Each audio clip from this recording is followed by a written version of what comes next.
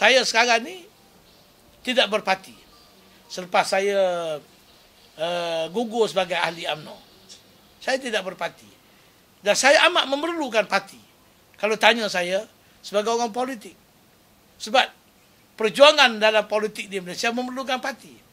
Mana kalau tanya saya pun berhasrat juga kalau boleh nak menubuhkan parti politik ni. Tetapi saya tidak berupaya. Saya tidak ada kapasiti. Saya tidak ada kekuatan, termasuk keuangan dan seumpamanya. Kalau tidak, saya sendiri pun dah mungkin menggerakkan sebuah parti. Walaupun macam-macam orang duk tamah, ada cadangan perkasa akan jadi parti politik. Tidak. Isu perkasa jadi politik tak patut dijadikan isu lagi dah. Saya sendiri pun sekarang ni sedang memerhati perkembangan politik negara.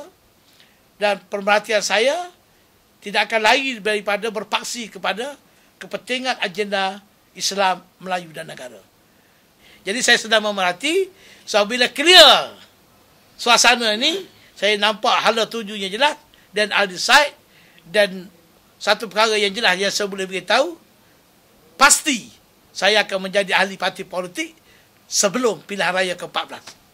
Dan saya mengakui ada beberapa parti politik, ada beberapa pihak lah, ataupun parti politik lah, sudah datang bertemu dengan saya, mempelawa saya untuk menyertai parti mereka, hatta menawarkan jawatan kepada saya. Tapi saya belum lagi dapat menerima, dan semua ini dalam pertimbangan saya.